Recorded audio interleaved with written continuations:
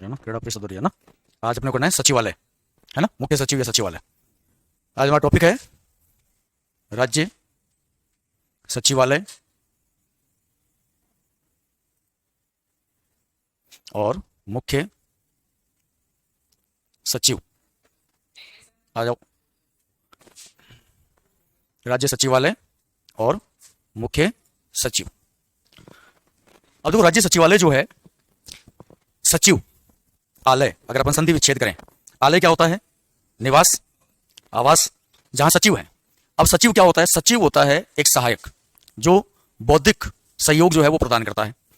अब ये जो राज्य सचिवालय है, इसका जो मुख्य सचिव जो एक पदाधिकारी है, सबसे पहले हम राज्य सचिवालय को देखेंगे। राज्य सचिवालय जो है, इसे राज्य सरकार का हृदय स्थल कहते हैं। क्या कहते हैं इसको? राज्य सरकार का हृदय स्थल कहते हैं। इसे राज्य सरकार का मस्तिष्क भी कहा जा सकता है। राज्य सरकार का मस्तिष्क भी कह सकते हैं, क्योंकि देखो सचिव क्या कर रहा है? नीतियां बना रहा है। वास्तविक नीति निर्माता कौन होता है? सचिव ही होता है। अब सचिव अपनी जो भी उसकी अब तक की जो जर्नी है, जो यात्रा उसने प्रशासनिक क्षेत्र में की है, वो अपने पूरे अनुभव और पूरे कौशल का सदुपयोग करता है यहाँ पे। तो नीति बनाने का जो मूल काम है वो सचिव के द्वारा ही किया जाता है, जिस भी विभाग में वो है। तो राज्य सचिवालय जो है, उसे राज्य सरकार का हृदय स्थल, उसे राज्य सरकार का मस्तिष्क कहते हैं। अब देखो, ब्रिटिशर्स, उनका जो योगदान है प्रशासन में, वो अनुपम है अपने आप में। क्योंकि प्रशासन में जब तक आप एक पद सोपान का पालन नहीं करोगे, अनुशासन का पालन नहीं करोगे, तब तक आप सुचारू एक अच्छा प्रशासन जो है वो संचालित नहीं कर सकते। एक सुगठित सुसंचालित प्रशासन चलाने के लिए आपके पास में अनुभवी और प्रशिक्षित व्यक्तियों का होना जरूरी है, अधिकारियों का होना जरूरी है, और उनमें भी निर्देश पालन जो है वो बहुत जरूरी होता है। अब ये जो सचिवालय व्यवस्था है, ये सचिवालय व्यवस्था ब्रिटिश सरकार के द्वारा कब स्थापित की गई थी? तो ध्यान रखना, प्रांतीय सचिवालय व्यवस्था, प्रांतीय सचिवालय व्यवस्था 1843 में प्रारंभ की गई,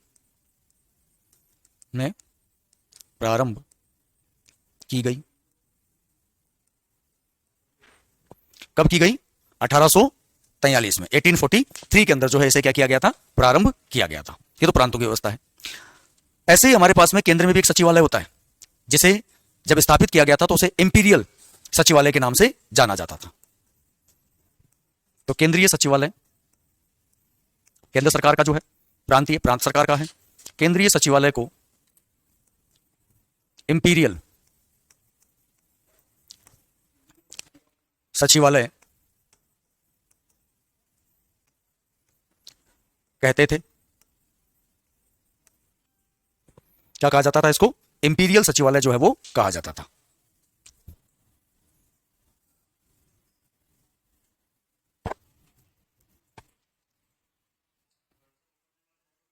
हाँ हाँ हाँ, ये अलग है। सचिवालय आपके मुख्य सचिव सचिवालय आपको दे रखा है अलग से।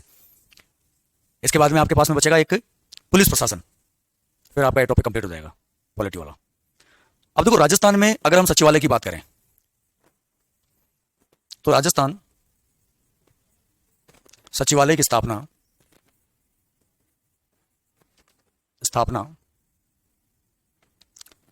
अप्रैल 1949 में की गई थी।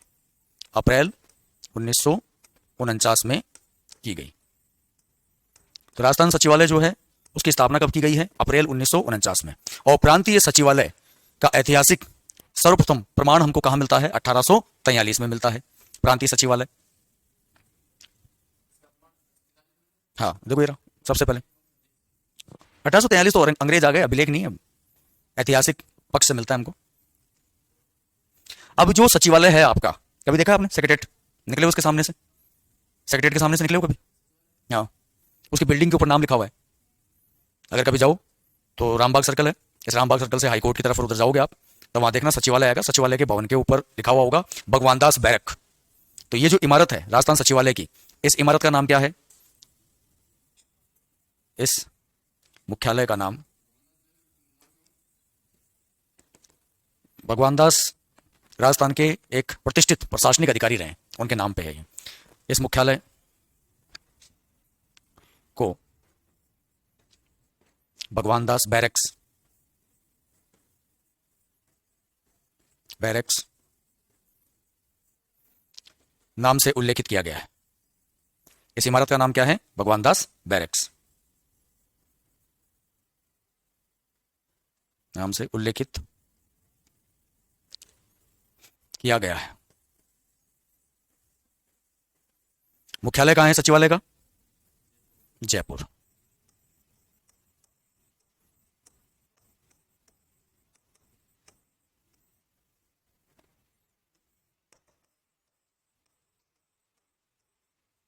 जयपुर में है। और ये जो राज्य सचिवालय होता है, इस राज्य सचिवालय का मुखिया कौन होता है? इस राज्य सचिवालय का मुखिया होता है आपका मुख्य सचिव, जिसे आप कहते हो चीफ सेक्रेटरी। ठीक है, इसका मुखिया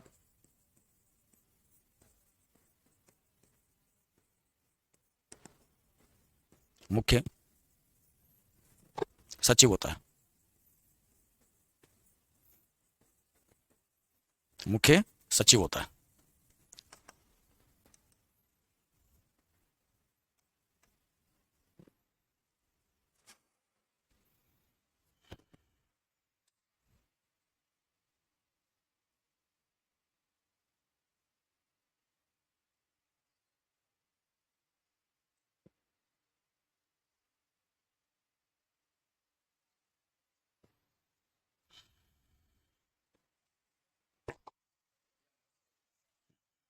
स्लाइड चेंज कर दूं?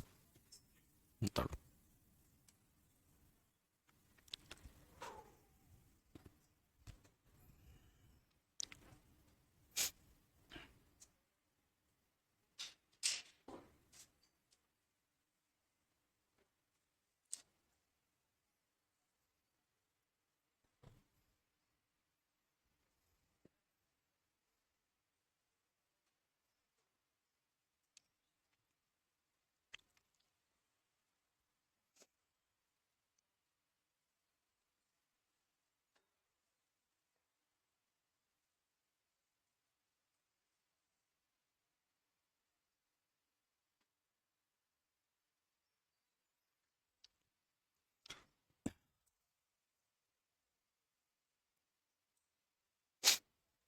ये जो सचिवालय है, इस सचिवालय में समस्त जो कार्यपालिका आदेश होते हैं, इन कार्यपालिका आदेशों का जन्म होता है। तो सचिवालय मोटे तौर पर क्या है? तो अगर हम सचिवालय को परिभाषित करें तो हम कहेंगे कि सचिवालय कार्यपालिका आदेशों की जन्मस्थली है। जन्मस्थली है। सचिवालय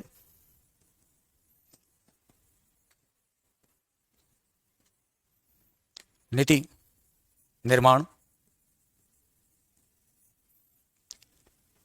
कार्यपालिका आदेशों की जन्मस्थली, नीति निर्माण और जो भी आपकी प्रशासनिक नीतियां हैं उनके कार्यक्रम का निर्धारण स्थल है। नीति निर्माण व प्रशासनिक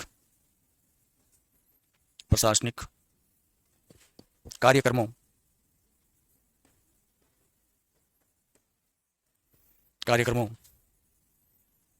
का प्रसारण स्थल है।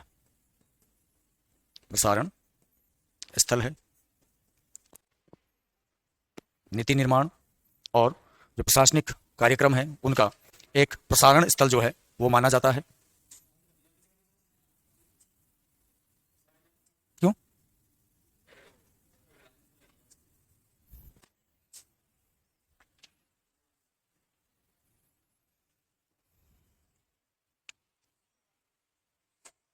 अब इसके अलावा सचिवालय जो होता है ये राज्य स्तर पर,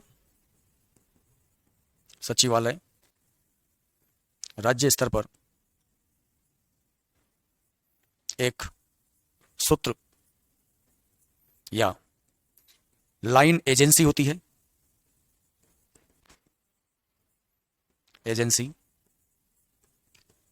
होती है। एक सूत्र या लाइन एजेंसी जो है वो होती है। ये एजेंसी करती क्या है? तो ये निर्णयों को निष्पादित करती है। ये जो सूत्र लाइन एजेंसी है इसका काम क्या है? यह है राज्य नीतियों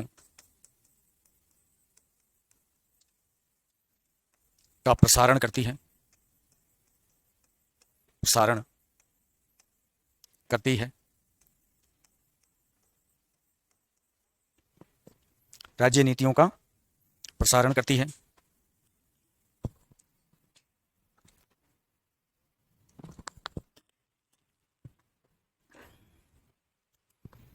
या निष्पादन करती है।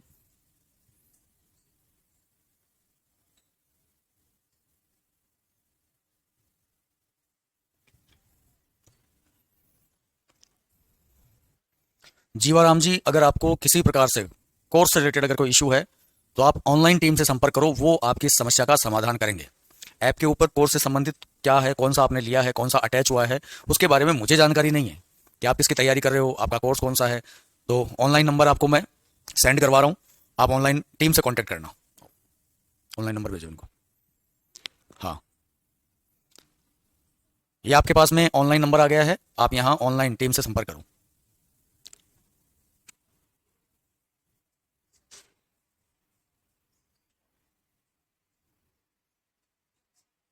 अब ये जो सचिवालय है ना, हमने कहा कि ये क्या है, सूत्र लाइन एजेंसी है जो क्या करती है, राज्य नीतियों का प्रसारण करती है या उनका निष्पादन करती है।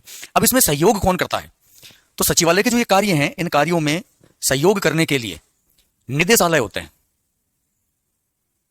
इन कार्यों में निदेशालय निदेशालय सहयोग करता है, सहयोग करता है। निदेशालय जो है वो क्या करता है, सहयोग करता है। निदेशालय इस संदर्भ में एक स्टाफ कार्य के रूप में सहयोग देता है। कैसे देता है, स्टाफ कार्य रूप में सहयोग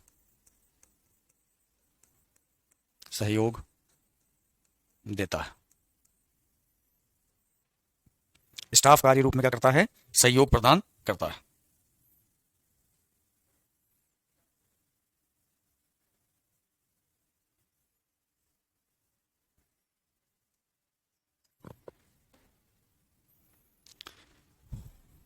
अब देखो, मान लो कि सचिवालय रूपी कोई शरीर है,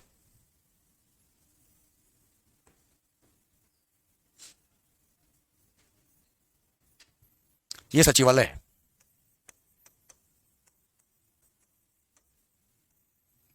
तो सचिवालय एक तो क्या कर रहा है, मस्तिष्क मस्तिष्क इसका काम कर रहा है, और एक क्या कर रहा है, ये हृदय हृदय का काम कर रहा है। क्यों, हृदय क्या करता है, आपका जो हृदय है वो क्या काम करता है, शुद्ध रक्त को आपके शरीर के अन्य भागों में भेजता है, जिसके साथ में क्या जाती है, ऑक्सीजन। तो जीवनदायिनी है। हार्ट रुक गया, शरीर खत्म। हार्ट चल रहा है, शरीर चल रहा है। अब जब तक हार्ट चल रहा है, मस्तिष्क चलेगा। अब ये जो मस्तिष्क है, ये क्या करेगा, ये आपको सोचने समझने की क्षमता देता है, बौद्धिकता देता है। तो एक आपको भावनात्मकता दे रहा है, एक आपको क्या दे रहा है, बौद्धिकता दे रहा है।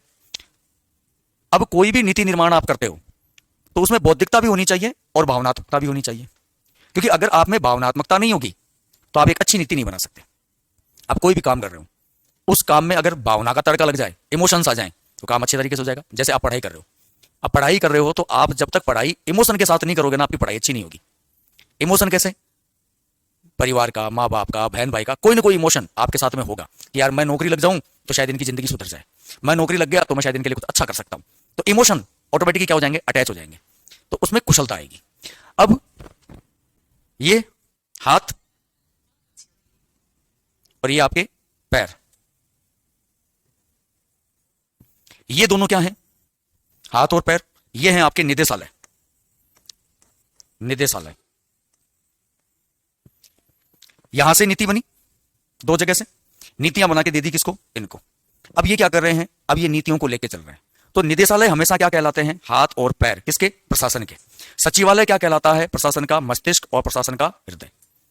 निदेशालय हाथ पैर क्यों कहला रहे हैं, वहां से पॉलिसी बनी सचिवालय से, डिपार्टमेंट में आई। अब डिपार्टमेंट क्या करेगा, डिपार्टमेंट उसको सर्कुलेट करेगा अलग अलग। अब जैसे कृषि मंत्रालय है, तो कृषि मंत्रालय ने क्या किया, नीतियां बनाई कि भाई किसानों के लिए बीज नीति ये होगी, सब्सिडी ये होगी, न्यूनतम समर्थन मूल्य ये होगा, पॉलिसी बना दी। अब उसने भेज दी डिपार्टमेंट को। अब डिपार्टमेंट क्या कर रहा है, कृषि विभाग से जुड़े हुए जितने भी संस्थान हैं, जितने भी, उन सब के पास में वो नीतियां सर्कुलेट कर देगा। अब चाहे खाद वाला हो, चाहे बीज वाला हो, चाहे कृषि उपकरण वाला हो, चाहे मंडी हो, कोई भी हो, सब जगह वो उसके निर्देश जो है वो पहुंच जाएंगे। अब उसका काम क्या है, उसका काम है निर्देशों को बांटना। मंडी है तो मंडी बताएगी कि साहब कृषि विभाग ने ये नीति बनाई, किसान तक पहुंचाएगा। मान लो खाद बीज भंडार है तो वो किसानों तक पहुंचाएगा कि भैया ये बीज, इसके ऊपर ये सब्सिडी, इस बीज के ऊपर ये गुणवत्ता, ये सरकार ने इस बार प्रमाणित करी है। बैंकें हैं तो बैंकों में भी किसानों को क्रेडिट कार्ड, किसान क्रेडिट कार्ड जो है उसके ऊपर इतनी छूट दी जाए, सारी चीजें। तो डिपार्टमेंट जो होते हैं वो क्या है, हाथ और पैर। सचिवालय क्या है, आपका मस्तिष्क। समझ गए। अब सचिवालय में स्तर होता है काम करने का, कुछ नहीं लगता, 10 15 20 रुपए से कुछ लगते होंगे। सचिवालय जाना, पास बनवाना, और पास बना के आराम से घूमना। उसमें कुछ रिस्ट्रिक्टेड एरिया होंगे, वहां नहीं घूमने देंगे। बाकी आप पास लेने के बाद में आपको साहब मैं जानना चाहता हूं, तो आपको विभाग मिलेंगे। उच्च शिक्षा विभाग मिलेगा, माध्यमिक शिक्षा विभाग मिलेगा, आपको शिक्षा मंत्रालय मिलेगा, कृषि मंत्रालय मिलेगा, मंत्री जी बैठे होंगे, उनके सेक्रेटरी बैठे होंगे। वहां से नीतियां बन के आएंगी डिपार्टमेंटों में। डिपार्टमेंट उनको और अपने जो भी जुड़े हुए विभाग है उन तक पहुंचाएगा। तो वहां सिर्फ काम क्या चल रहा है, नीति निर्माण का काम चल रहा है। तो जितने सीनियर मोस्ट होंगे वो सब सचिवालय में मिलेंगे आपको, जो नीतियां बनाते हैं वास्तविक रूप में। अब ये जो स्तर है, इस स्तर में अगर हम देखें तो इसका एक होता है प्रशासनिक स्तर और एक होता है इसका राजनीतिक स्तर। आप पास लेके जा सकते हो। मिलने का तो ये है कि आपको काम पूछा जाएगा कि भाई काम क्या है, तो आप काम बताओगे, काम बताओगे तो वो वहां से कॉल करेंगे मंत्री के पास में, मंत्री ऑफिस के अंदर। फिर उनके सचिव हैं, उनसे पूछेंगे कि मंत्री जी फ्री हैं क्या। काम ऐसा होना चाहिए कि भाई मंत्री मिल सके। ऐसे नहीं कि साहब मतलब ऐसे हाई हेलो करने आ गया, चाय पीने आ गया, तो वो नहीं होगा। वहां पे आपने कोई काम बताया कि भाई इस प्रकार का कार्य है, मैं मेरे क्षेत्र से आया हूँ या कुछ भी ऐसा, तो वो आपको अपॉइंटमेंट लेके दे देंगे कि भाई आज मंत्री जी हैं या अपने क्षेत्रीय दौरे पे हैं या किसी और काम पे हैं। अगर ऑफिस में हैं तो साहब मिल सकते हैं क्या, तो वो उनका रूटीन देखेंगे कि डेली रूटीन क्या है, उसमें कौन सा समय फ्री है, तो आपको समय दे देंगे, आप जाके मिल सकते हो। ऐसा कुछ नहीं। अब इसका सचिवालय का स्तर है तो उसमें एक स्तर है जैसे राजनीतिक स्तर।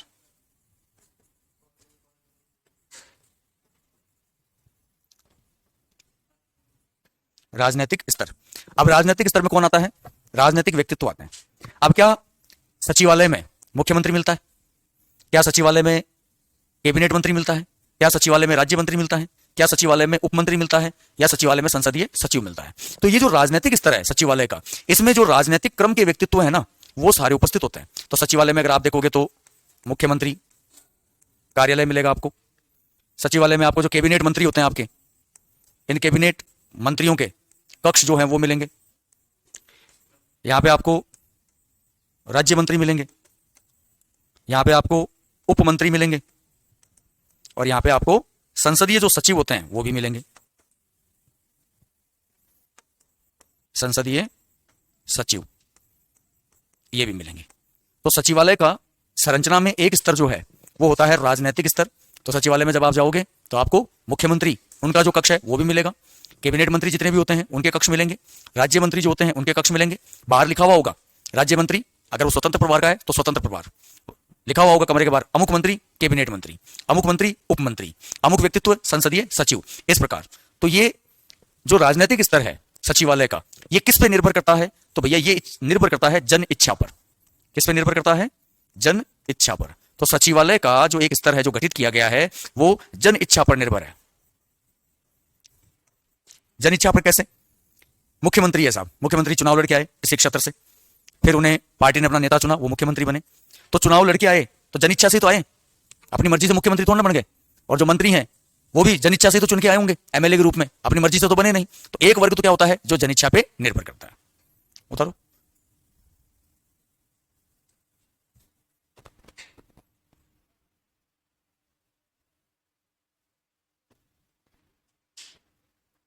फिर एक वर्ग कौन सा होता है, एक वर्ग होता है प्रशासनिक वर्ग। और जो प्रशासनिक वर्ग है उसमें कौन होंगे, प्रशासनिक अधिकारी होंगे, आईएएस होंगे, सीनियर आरएएस होंगे, जिसमें सीनियर मोस्ट, सुपर स्केल, अलग अलग कैटेगरी होती है। तो दूसरा होता है प्रशासनिक वर्ग। प्रशासनिक वर्ग। अब ये जो प्रशासनिक वर्ग है इसमें प्रमुख कौन होगा, मुख्य सचिव होगा, चीफ सेक्रेटरी, मुख्य सचिव। तो राजनीतिक वर्ग में सचिवालय में सर्वोच्च कौन है? मुख्यमंत्री। और प्रशासनिक वर्ग में सर्वोच्च कौन है आपका? मुख्य सचिव। मुख्य सचिव के नीचे कौन होता है? यह होता है अतिरिक्त मुख्य सचिव। अतिरिक्त मुख्य है, हाँ अभी तो बताया था, आपका ध्यान फोन में था, मैं बता के गया था अभी। जनिच्छा का मतलब यह है कि ये जो वर्ग है ये कौन है? जनप्रतिनिधि है। जनप्रतिनिधि है मतलब जनता ने चुन के भेजा है। अब जनता ने चुन के भेजा है और अगर वो मंत्री बना है तो उसमें जनिच्छा है कि नहीं है? अगर जनता नहीं चुन के भेजती तो मंत्री कहां से बनता? बस। मुख्य सचिव, मुख्य सचिव के नीचे कौन होता है? अतिरिक्त मुख्य सचिव। इसके नीचे सहयोग देने वाला कौन होता है? शासन सचिव। शासन सचिव, हाँ शासन सचिव। इसके नीचे अतिरिक्त सचिव या विशिष्ट सचिव, अतिरिक्त या विशिष्ट सचिव, अतिरिक्त या विशिष्ट सचिव। फिर इसके नीचे होता है संयुक्त सचिव, संयुक्त सचिव। इसके नीचे होता है उप सचिव। इसके नीचे होता है सहायक सचिव।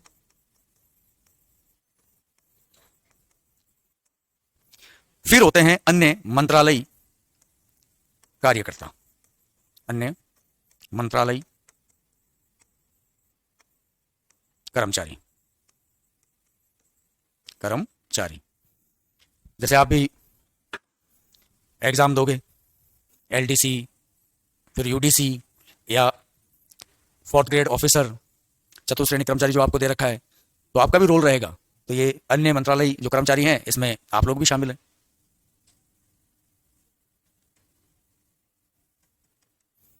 और निदेशालय क्या है? शासन के हाथ और पैर।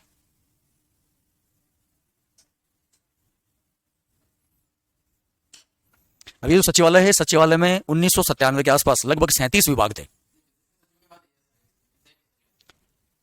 अतिरिक्त विशेष सचिव के बाद में संयुक्त सचिव, उप सचिव, सहायक सचिव, अन्य मंत्रालय कर्मचारी।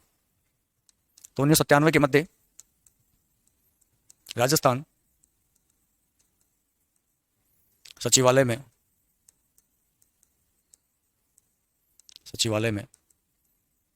37 विभाग थे।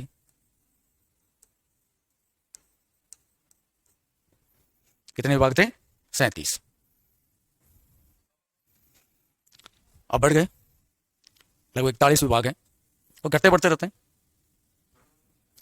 41 हैं वर्तमान में।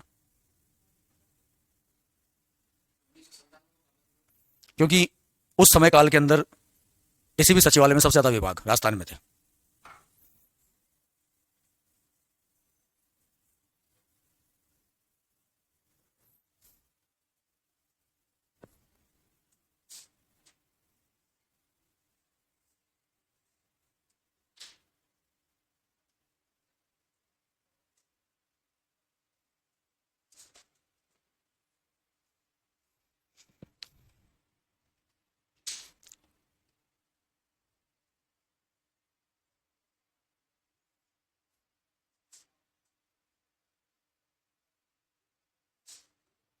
उतार लिया। अब देखते हैं सचिवालय के कार्य।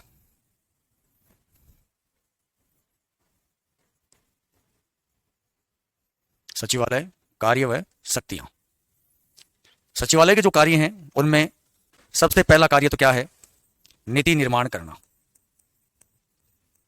नीति निर्माण व नियोजन करना।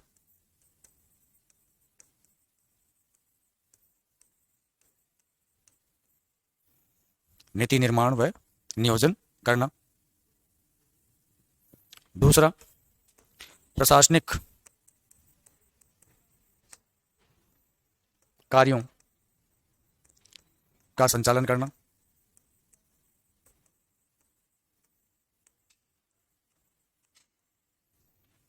प्रशासनिक कार्यों का संचालन करना। तीसरा, कार्मिकों की व्यवस्था करना। कार्मिक मतलब कर्मचारी, कार्मिकों की व्यवस्था करना।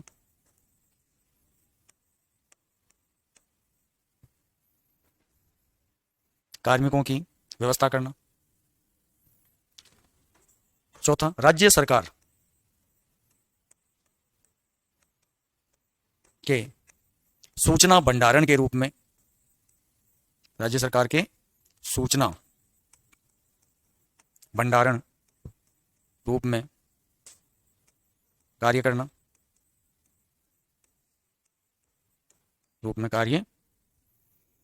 कार्य करना। राज्य सरकार की जितनी भी सूचनाएं हैं वो सारी आपको यहां से प्राप्त होंगी। कोई भी सूचना ले सकते हो किसी विभाग से, किसी भी नीति से, सारी सूचनाएं मिलेंगी आपको। फिर है जनता की शिकायतों व अभ्यर्थियों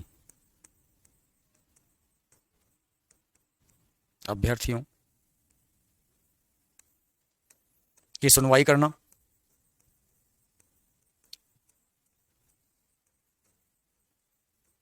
अभ्यर्थियों की सुनवाई करना।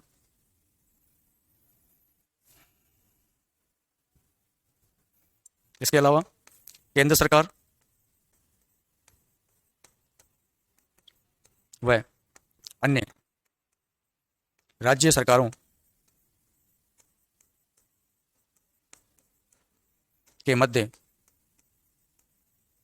संपर्क स्थापित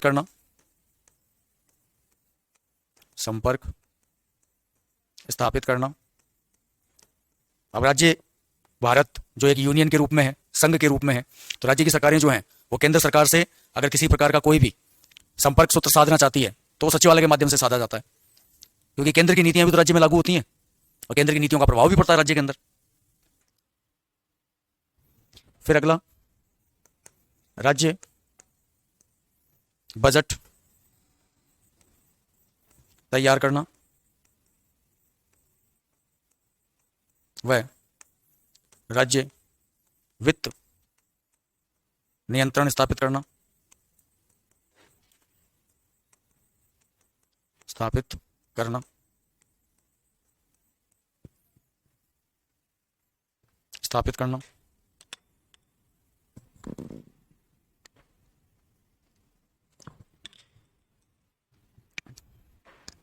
फिर है प्रशासनिक तथ्य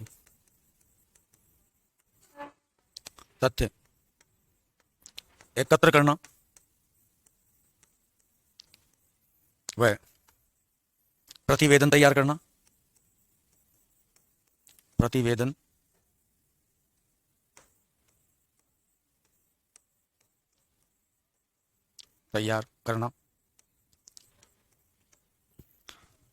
जनसंपर्क स्थापित करना,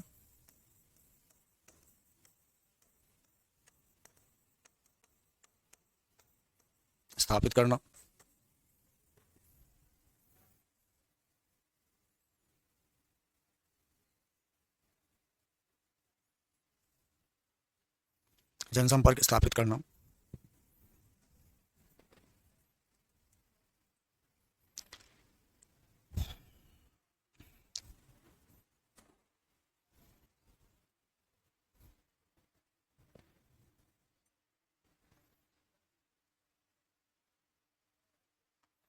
और लास्ट, जो मंत्री होते हैं उन मंत्रियों का विधानमंडल से संबंधित जो भी कार्य निर्वहन होता है उनमें सहायता प्रदान करता है सचिवालय। तो मंत्रियों के विधानमंडल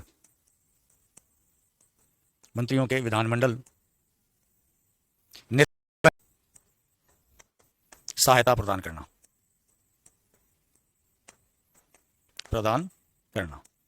भाई मंत्री है तो मंत्री का अपने मंत्रालय के प्रति जिम्मेदारी होगी कि नहीं होगी?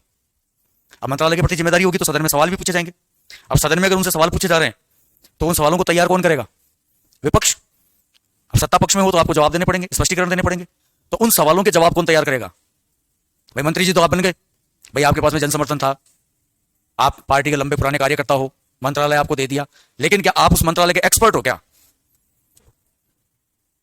जैसे आपने देखा होगा स्वास्थ्य चिकित्सा मंत्रालय, अब वो मंत्री जी जो हैं वो खुद डॉक्टर रहे हैं क्या कभी, या कंपाउंडर भी रहे हैं कभी? तो उनको क्या पता स्वास्थ्य नीतियां क्या होती?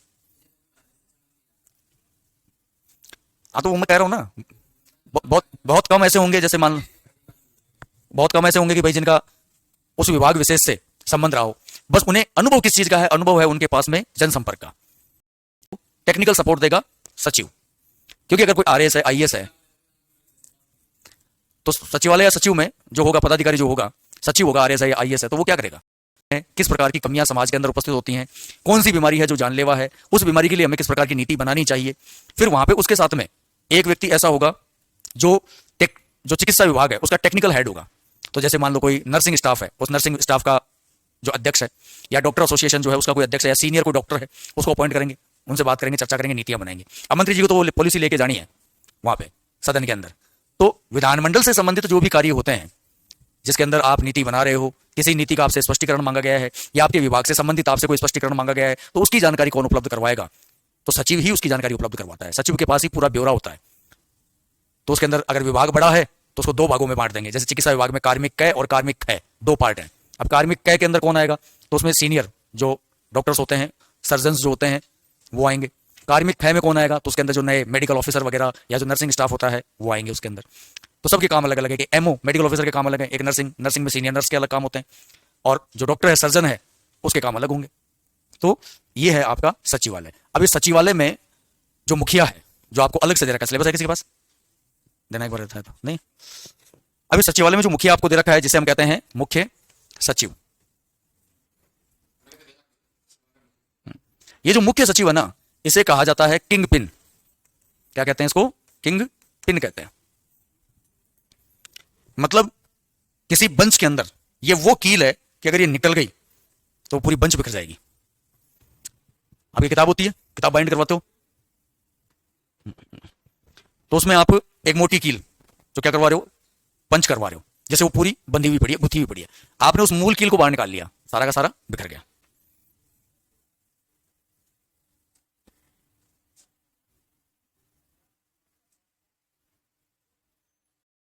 राज्य प्रशासन का अवशिष्ट वसीयतदार भी कहते हैं। क्या कहते हैं इसको, अवशिष्ट वसीयतदार भी कहा जाता है। क्योंकि अगर कुछ भी ऊंच नीच कुछ भी हो गई प्रशासन में, गाज किस पे गिरेगी, मुख्य सचिव पे गिरेगी। प्रशासन में वाहवाही है तो किसकी है, मुख्य सचिव की है। जबकि काम एक्चुअल में कौन कर रहा है, नीचे का प्रशासन कर रहा है। क्योंकि आदेश कैसे होते हैं, आदेश जो होते हैं प्रशासनिक आदेश, ये हमेशा टॉप टू कहां चलेंगे, बॉटम।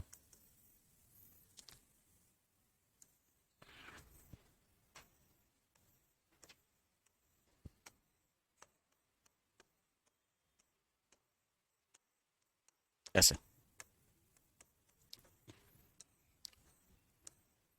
ऐसे चलेंगे।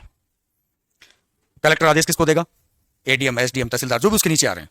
तो हमेशा प्रशासनिक जो पदक्रम होता है वो उत्तरदायित्व में तो कैसे जा रहा है, ऊपर की ओर, लेकिन आदेश पालना में कैसे आ रहा है, नीचे की ओर। तो टॉप टू बॉटम की ओर चलता है वो। पद सोपान कहते हैं इसको। क्या कहते हैं, पद सोपान।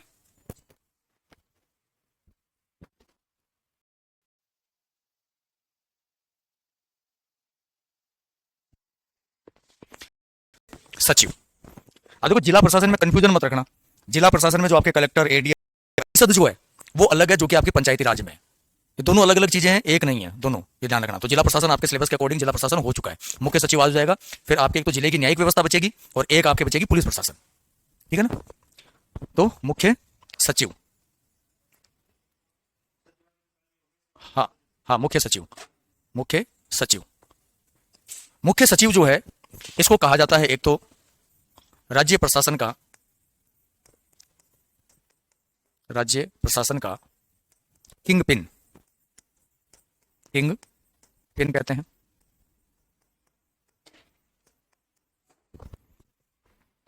एक जो है इसको कहा जाता है राज्य प्रशासन का अवशिष्ट वसीयतदार, राज्य प्रशासन का अवशिष्ट वसीयतदार, वसीयतदार कहते हैं।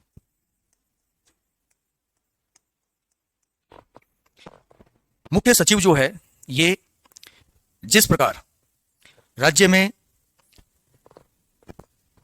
विदिता है, जो अध्यक्ष है कौन है, राज्यपाल। राज्य का जो विधिक अध्यक्ष है कौन है? महाधिवक्ता। राज्य का जो राजनीतिक प्रमुख है कौन है? मुख्यमंत्री।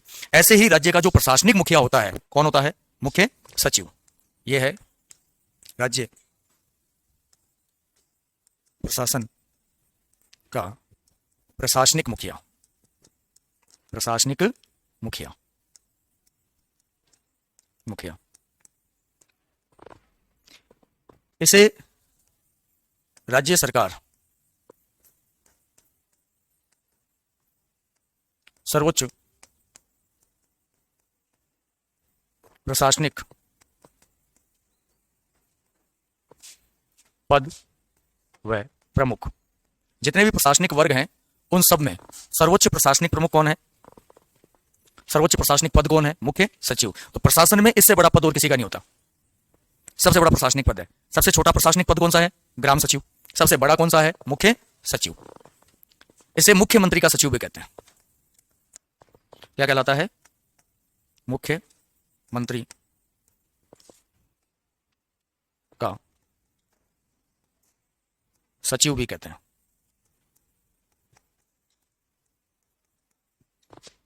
या हम ये कह सकते हैं कि ये मुख्यमंत्री का क्या है? प्रशासनिक सलाहकार का प्रशासनिक सलाहकार। किसका? मुख्यमंत्री का। अब ये जो पद है ना, इस पद का गठन जो आपके गवर्नर जनरल हैं लॉर्ड वेलेस्ली, उन्होंने किया था 1798 में। तो मुख्य सचिव पद का सृजन किसके द्वारा किया गया है? पद सृजन 1798 में लॉर्ड वेलेस्ली द्वारा। वेलेस्ली द्वारा किया गया। एक केंद्रीय सचिवालय की स्थापना जो है हमने की थी, या हम ये कह सकते हैं केंद्रीय सचिवालय पुनर्गठन के माध्यम से मुख्य सचिव जो पद है इसका हमने क्या किया? सृजन जो है वो किया था। और भारत का पहला मुख्य सचिव कौन था? Hillary Borlaug. भारत का पहला मुख्य सचिव हेलेरी बोरलो, प्रथम भारतीय या प्रथम भारत का मुख्य सचिव। मुख्य सचिव कौन है? Hillary Borlaug. हिलेरी, हिलेरे या हिलेरो बोरलो, बोरलो, बोरलो।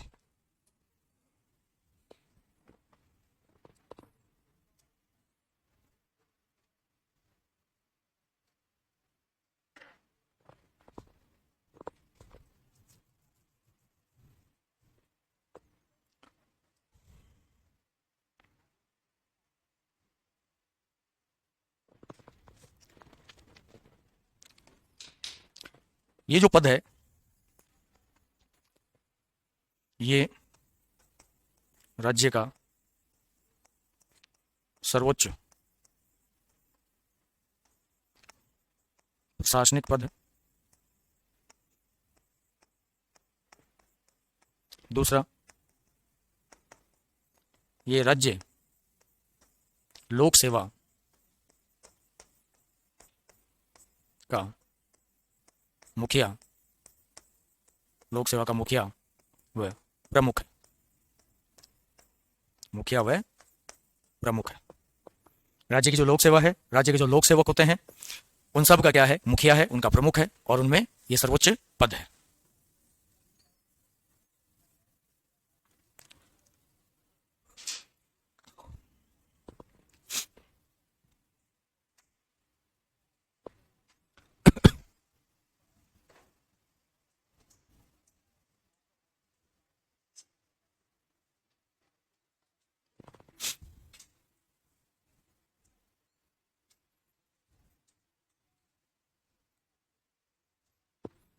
ऋतु विधानमंडल देखना पड़ेगा, मैंने देखा नहीं है कंप्लीट है या नहीं है, शायद मेरे ख्याल से विधान परिषद बची हुई है उसमें।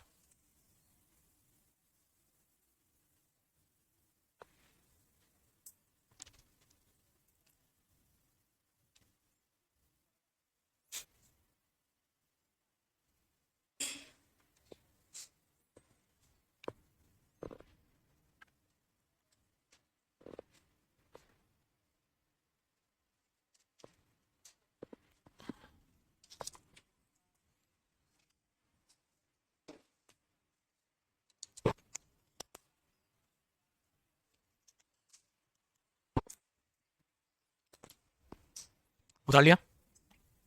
अब देखो ये मुख्य सचिव जो है, इस मुख्य सचिव को कौन चुनता है, या ये मुख्य सचिव कैसे चुना जाता है, इसका आधार क्या है। मुख्य सचिव जो होता है, इस मुख्य सचिव में चयन, इस चयन में एक तो मुख्यमंत्री,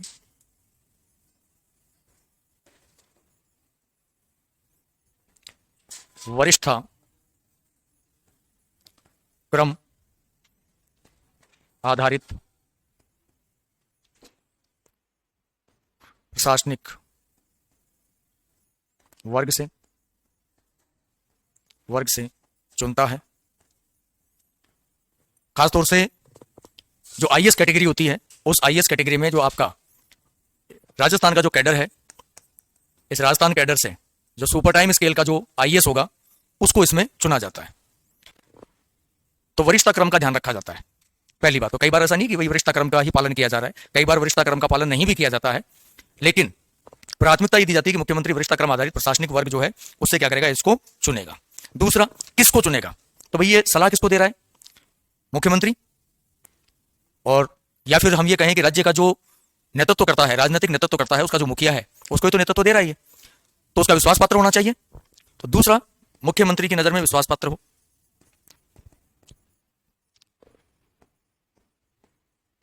नजर में विश्वास पात्र, वह अनुभवी हो,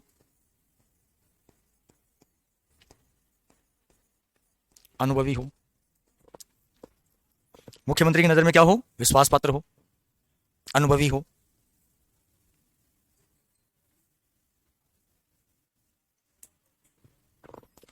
तीसरा, असाधारण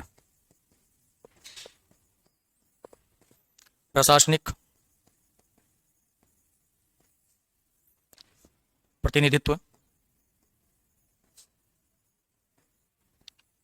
व आकर्षक व्यक्तित्व हो,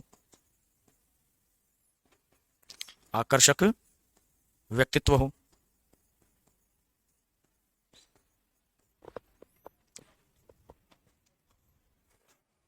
असाधारण का मतलब हो गया कि उसकी तुलना किसी से की नहीं जा सके, ऐसा व्यक्तित्व। ऐसा नहीं कि भाई चीफ सेक्रेटरी की गाड़ी में जा रहा है, किसी पुलिस वाले ने रोक लिया, नहीं जानता बेचारा, और रोड के ऊपर रिफल जाए, जानता नहीं कि मेरे को मैं कौन हूं, ये नहीं। रोक लिया, उसकी ड्यूटी है। आप मुख्य सचिव हो, अच्छी बात है, लेकिन अगर आपने कानून का उल्लंघन किया, ट्रैफिक नियमों का पालन नहीं किया, तो बाकायदा आप अपने व्यक्तित्व का परिचय दो कि आप एक राज्य के प्रशासनिक मुखिया हो।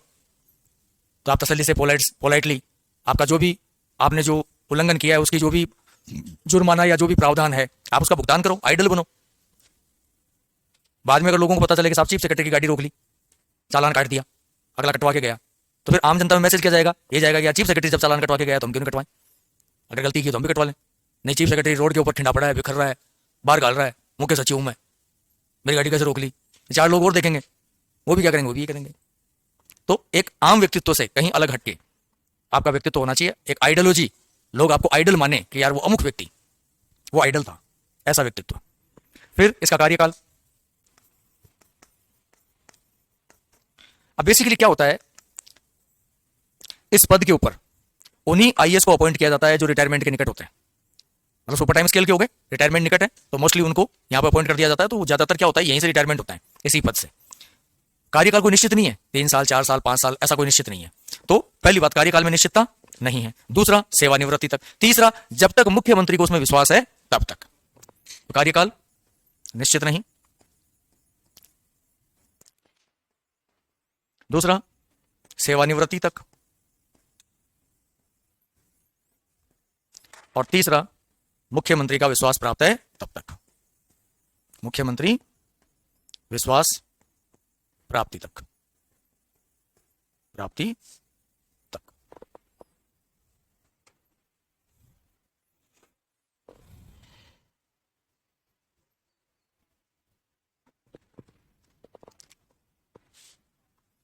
और जो प्रशासनिक सुधार आयोग था ना आपका, उसने कहा कि भाई किसी व्यक्ति को अगर आप चीफ सेक्रेटरी बना रहे हो तो कम से कम 3 से 4 साल तक वो पद पे रहना चाहिए, क्योंकि 3 से 4 साल तक अगर वो पद पे रहेगा और उसमें अच्छे प्रशासकीय गुण हैं, एक अच्छी एडमिनिस्ट्रेटिव लीडरशिप पावर है उसके अंदर, तो वो प्रशासन में बहुत अच्छे बेहतरीन सुधार जो है वो कर सकता है।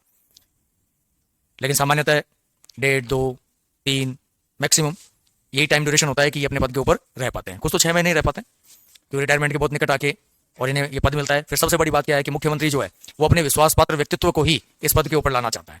तो कहीं ना कहीं ये जो पद है ना, ये राजनीतिक भावना से भी ग्रसित है। भाई मुख्यमंत्री कभी नहीं चाहेगा कि ऐसा कोई व्यक्ति पद के ऊपर आए जो उसके विचारों से सहमत नहीं हो, नहीं रखेंगे। जैसे अभी आपके चीफ सेक्रेटरी कौन है? सुधांशु पंत, दिल्ली से बुलाया वापस, डेपुटेशन पे दिल्ली थे, वापस बुलाया। क्यों? विचारधारा, विचारधारा मैच करती है। विचारधारा मैच नहीं करेगी, मुख्यमंत्री अलग जाएगा, चीफ सेक्रेटरी अलग जाएगा। फिर नीतियों में क्या हो जाएगा? डिस्प्यूट हो जाएगा नीतियों में, क्योंकि वास्तविक नीति निर्माता तो कौन है? चीफ सेक्रेटरी और उसके सहयोगी। ये नीतियां बना के देते हैं तभी सरकारें टिक पाती हैं, चल पाती हैं। अब इसके अंदर अगर कोई एक्सपीरियंस अनुभवी व्यक्तित्व होगा तो शायद वो अच्छा लीडरशिप कर पाएगा एडमिनिस्ट्रेशन में। नोट लगा के लिखना। प्रशासनिक सुधार आयोग ने इनका कार्यकाल, प्रशासनिक सुधार आयोग ने इनका कार्यकाल 3 से 4 वर्ष बताया है। प्रशासनिक सुधार आयोग ने इनका कार्यकाल 3 से 4 वर्ष तक के लिए बताया है। सुधार आयोग से 4 वर्ष का बताया है, 3 से 4 वर्ष का बताया है।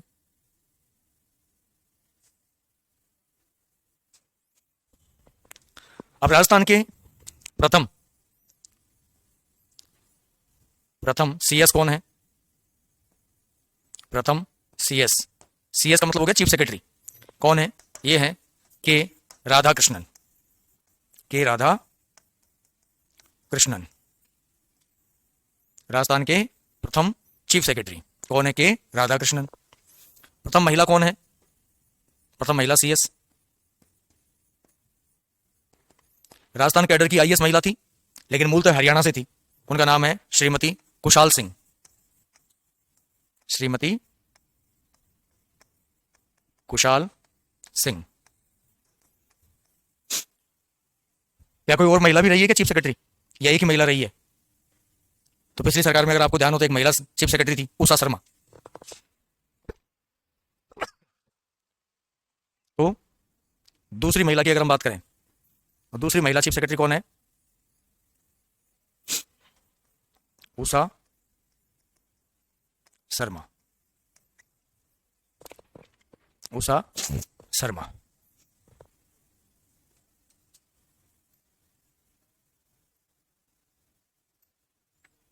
एनसीआरटीसी, एनसीआरटीसी में समझा नहीं भाई, एनसीआरटीसी क्या गया? भवानी सिंह जी स्पष्ट लिखो, मेरे को समझ में नहीं आया। फिर है सबसे बड़ा कार्यकाल,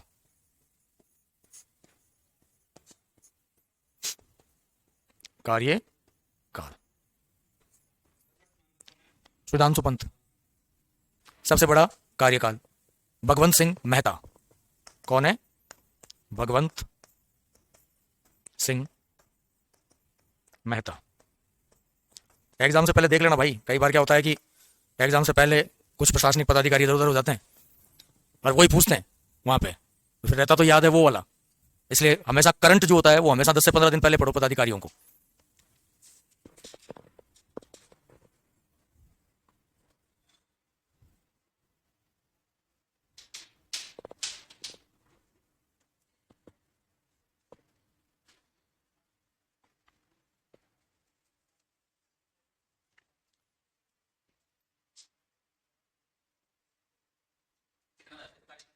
लगभग 7 साल के आसपास।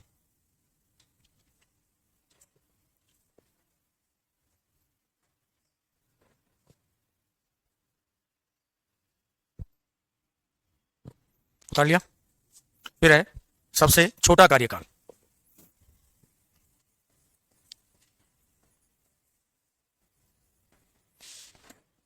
छोटा कार्यकाल। इनमें ज्यादातर फैक्ट वाले प्रश्न जो है ना वो जरूर ध्यान रखना। इनका नाम है निहाल चंद गोयल, निहाल चंद गोयल। भगवंत सिंह मेहता, भगवान बड़ा होता है भगवंत, और जो छोटा होता है ज्यादातर वही निहाल करता है, तो निहाल चंद गोयल।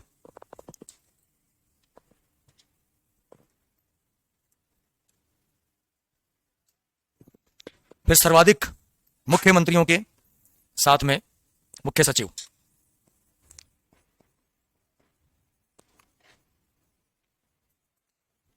सर्वाधिक मुख्यमंत्री काल में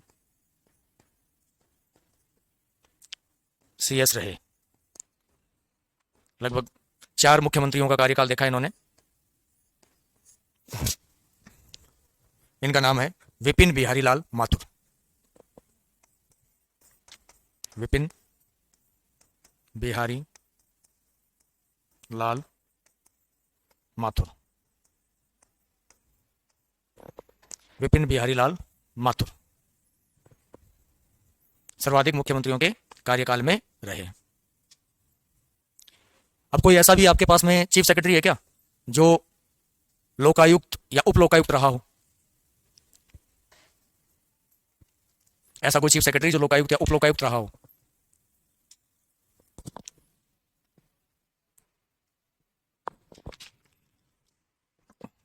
लोकायुक्त पढ़ा था ना आपने, तो उसमें अब तक सिर्फ एक ही बार आपने नियुक्ति दी है, पहले और आखिरी, उप लोकायुक्त। हालांकि हमारे यहाँ पे लोकायुक्त उप लोकायुक्त पद का सृजन 1973 के प्रावधान के तहत किया गया। लोकायुक्त तो नियुक्त कर रहे हैं, लेकिन उप लोकायुक्त आज तक सिर्फ एक बार अपॉइंट किया गया है। कौन है? KPU मेनन। तो वे CS, वे चीफ सेक्रेटरी जो उप लोकायुक्त भी रहे। उप लोकायुक्त,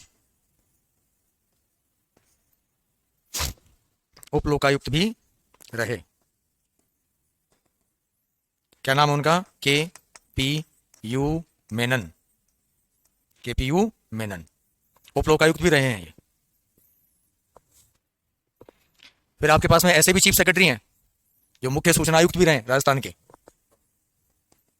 तो वे CS चीफ सेक्रेटरी जो राज्य सूचना आयुक्त रहे। हाँ, KPU मेनन। हाँ, जो सूचना आयुक्त रहे।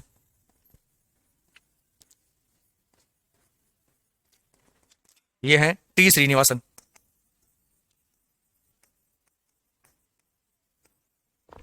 T श्रीनिवासन।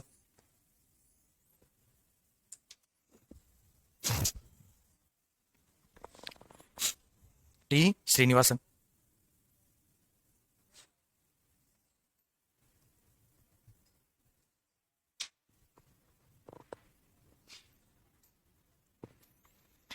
फिर राजस्थान के प्रथम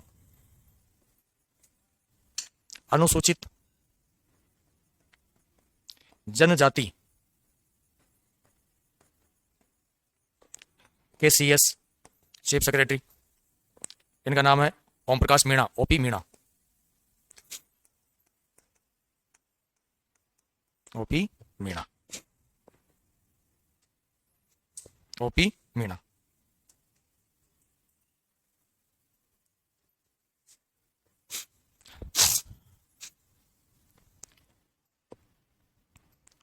आपके ऐसे भी चीफ सेक्रेटरी हैं जिन्हें पद्मश्री दिया गया है। तो पद्म पुरस्कार, पुरस्कार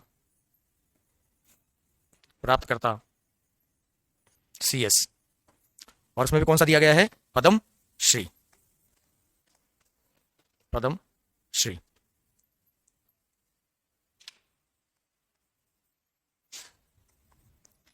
इनका नाम है मीठालाल मेहता। मीठालाल मेहता।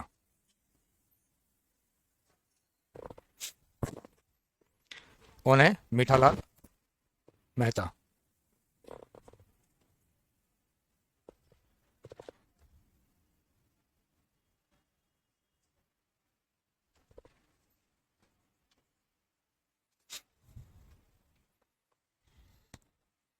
मीठालाल मेहता।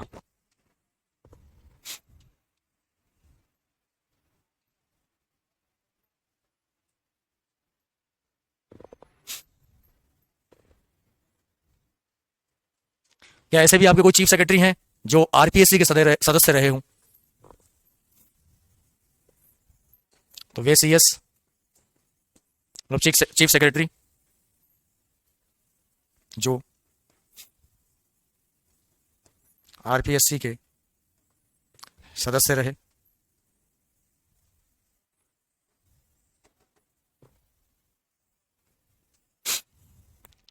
इनका नाम है सांवलदान उज्जवल।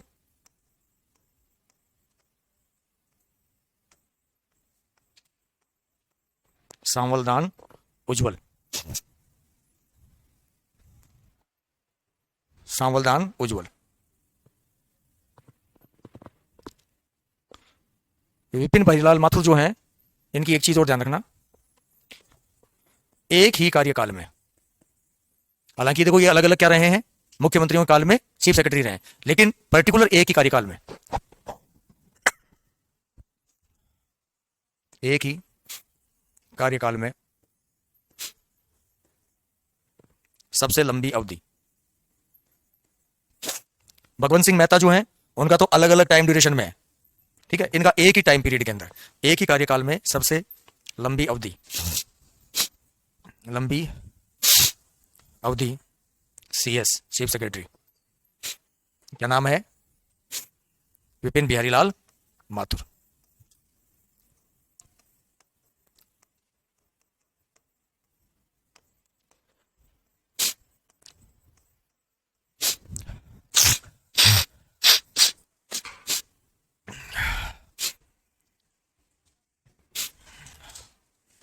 एक ही टाइम ड्यूरेशन में लगभग 6 साल।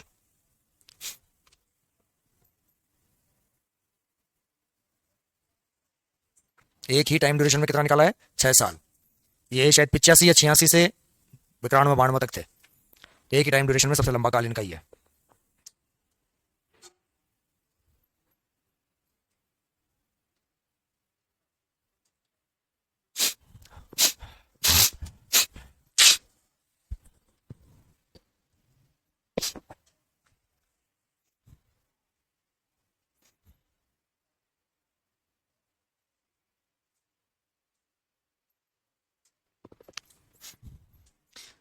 अब क्या ऐसे भी कोई चीफ सेक्रेटरी हैं जो 2 या 2 से अधिक बार राजस्थान के चीफ सेक्रेटरी रहे हों?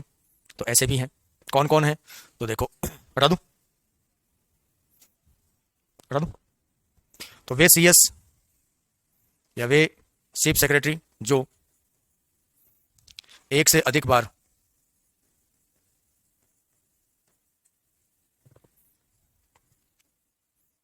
सीएस रहे राजस्थान के, जैसे एक तो है के राधाकृष्णन,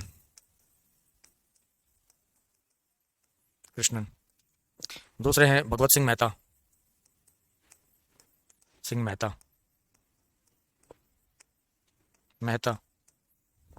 तीसरे हैं मोहन मुखर्जी,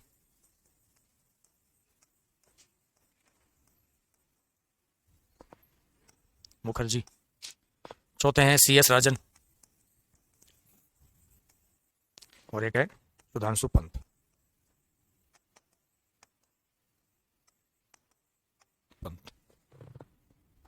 किंग पिन होता है जो सबको बांध के रख रहा है एक जगह।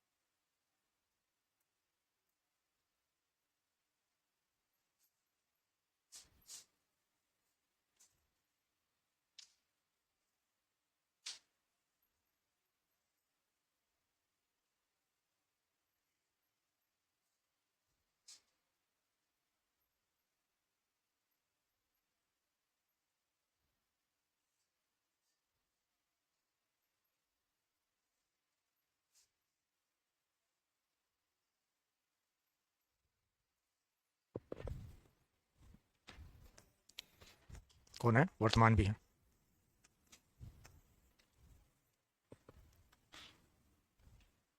एक इसमें लास्ट, प्रथम मुस्लिम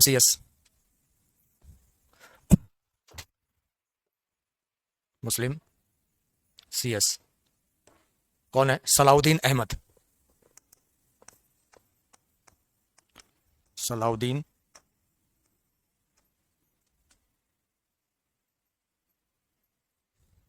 अहमद।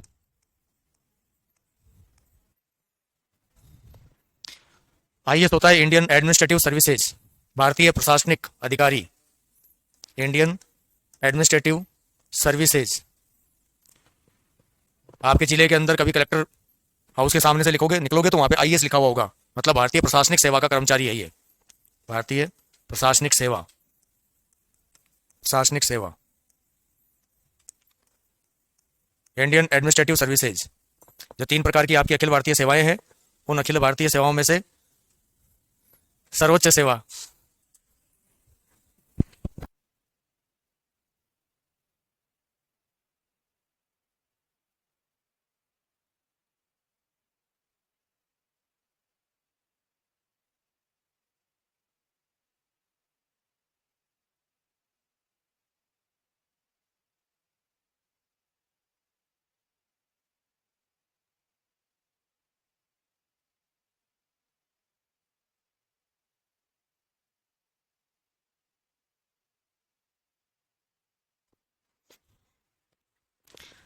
सलाउद्दीन अहमद।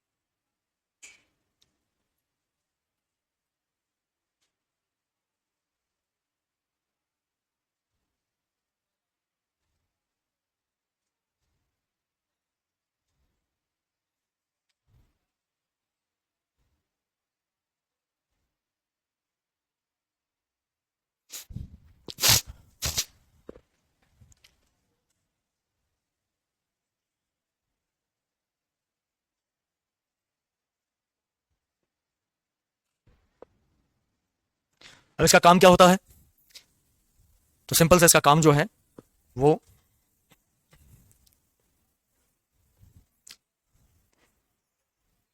कार्य में प्रशासन, नीति निर्माण व मुख्यमंत्री व प्रशासन के मध्य कड़ी के रूप में कार्य करता है, रूप में कार्य करता है,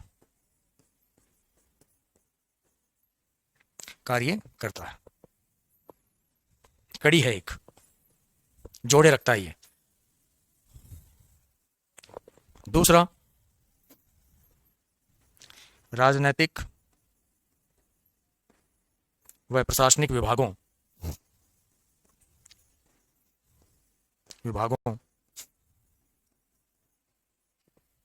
के मध्य सामंजस्य स्थापित करता है।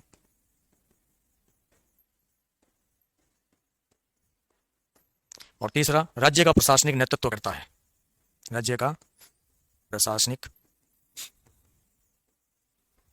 नेतृत्व करता है।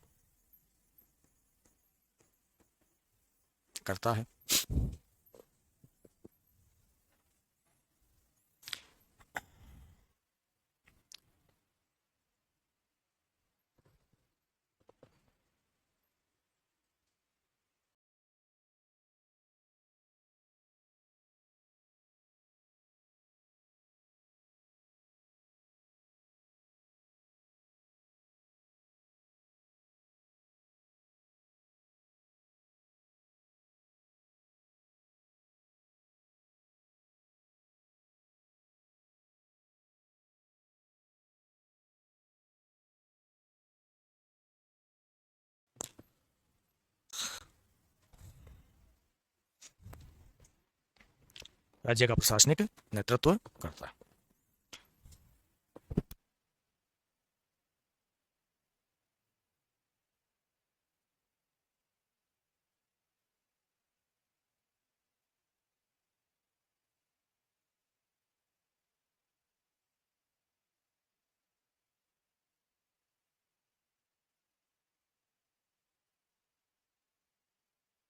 विधानमंडल वाला पोर्शन निकाल के देना।